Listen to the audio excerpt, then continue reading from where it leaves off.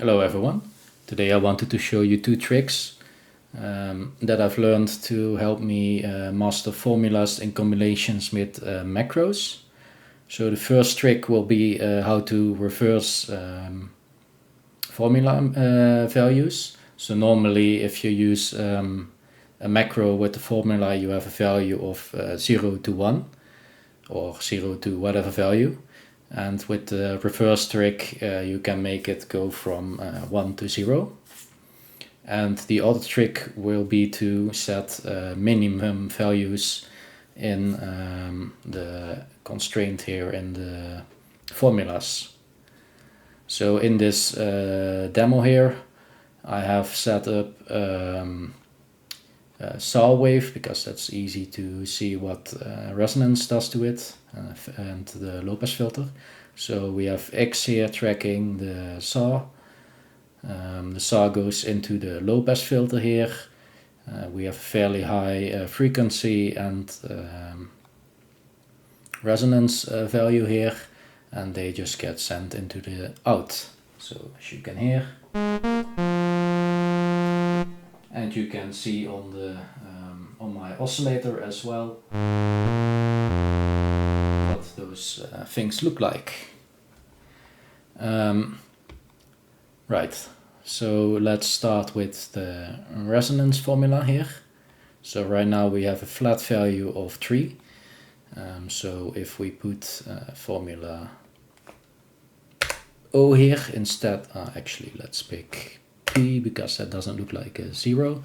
So formula P here, and we increase the constant here to 10 and then click here. So now we have a constant value of 3, which is, so P is the same as the 3 value that was there beforehand. Now if you want to make the P controlled by a macro, oh, by the way, I've already typed in 2 macros here. So if we want to control it with macro 2 here, we add II. So now we have a value from 0 to 3 for the resonance here. So if I just do that, you can see when the resonance macro here is 0, you get a really high resonance, and when it's fully opened, there is no resonance. So from like a macro standpoint, that doesn't really make sense, because when it's 0 you don't want any resonance, and when it's fully opened you want a lot. So what you can do to reverse that is you make another formula here, and we just go to full, to 1 here. So if you click these dots on the side here that you can see, if you click in the middle one, you go to 0.5, which is the middle of the constraint we have selected here. So since we want the full range, we click on the top one here. And this one will be controlled by the second macro, the resonance macro. Now we go back to formula P, the one that's actually being used here. Actually, first we need to make a shape generator. So let's use shape generator 3. We put that on a single cycle. And so that means it will only go off once, and it will go off when we press a button. And for the speed we will make it really slow, so it doesn't move at all actually. So we press 0.0001, so as you can see it's really slow now.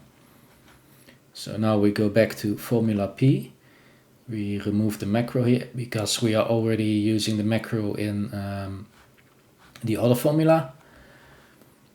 And now instead of the constraint value here, we will use shape generator 3, and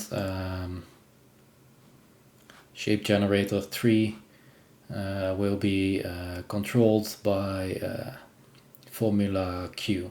So we go here, we set it to Q. So now it's pretty much doing the same thing as we had before, because whenever formula Q is 0, you will also be in the phase will be here, so it's pretty much the same.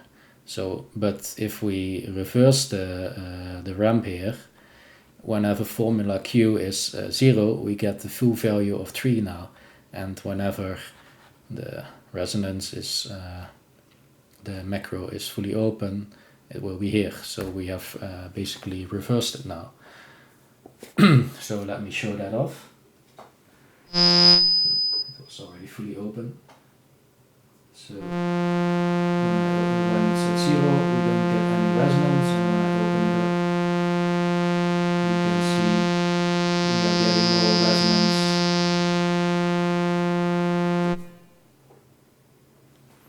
So yeah, we have just reversed the macro around, which is pretty nice in my opinion.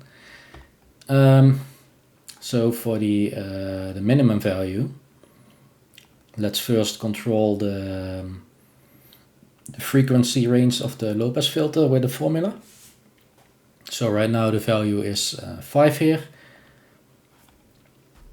So let's control that with formula T instead. And we will set the value 10, and we can click here in the middle again to get the 5 value. So right now we have the fixed value again of 5 that we had before. And if we want to control it with a macro, we can set the first macro here. And now we have a value from 0 to 5. So let me show that off again. So as you can hear, the value of the frequency is 0. So we are not getting anything when I open it up. And if I increase the resonance, it will be more fun to hear it.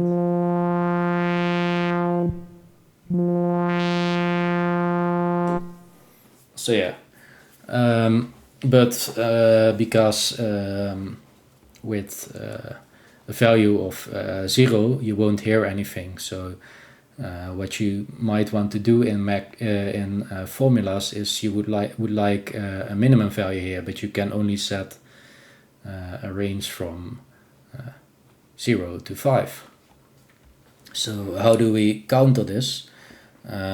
We make another formula again. So let's go to formula V here. We set a range from 0 to 1. And we are controlling it with the first macro. Now we make another formula here. And in this one we will set the minimum range. So let's say if we make this 1 as well, we are basically not doing anything, but let's make it 0.95. So now whenever the macro is fully open, we will have 5% left when I'm done making the macros. So here we will use shape generator 3 again. We will reverse it. And we use formula V, so at V here, to control this value. So now whenever the macro is fully open, we have reversed it here, and we have limited the maximum value at 0.95. And now we have to use this value. So we go to the formula that actually does something here, and we remove the macro here again, and now we use shape generator 3. We reverse it again, and we control it with formula U. So yeah, now whenever it's 0 at the frequency, we should still hear something. Let's turn the resonance a bit down.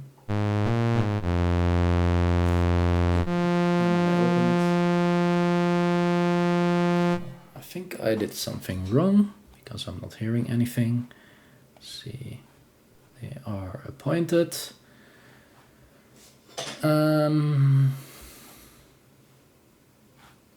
U is right. Let's try this quick.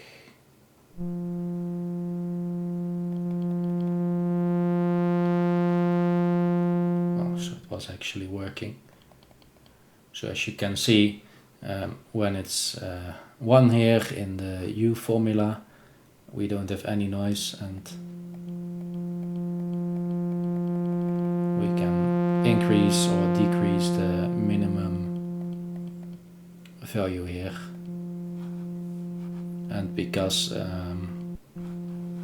the U here was quite high at 5, let's make that 3.5, so we can hear a little bit more difference.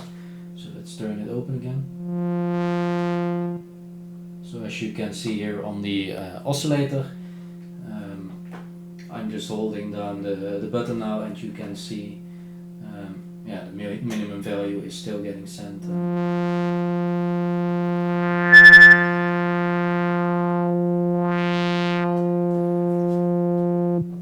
So yeah, this way you can set minimum values in your macro as well. I hope you enjoyed these tricks, and see you the next time.